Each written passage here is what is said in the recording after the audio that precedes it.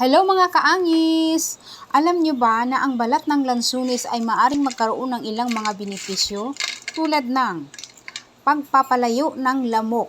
Ang tuyo at pagsusunog ng balat ay naglalabas ng amoy na nagpapalayo ng mga lamok.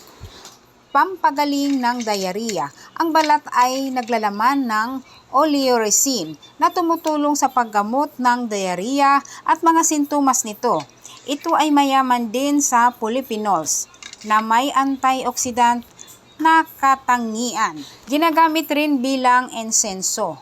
Ang pagsunog ng balat ng lansunis rinds ay nakakatulong na mabawasan ang amoy na ginagawa ng mga taong may sakit. Ang mga balat ay sinusunog sa gilid na kung saan matatagpuan ang may sakit.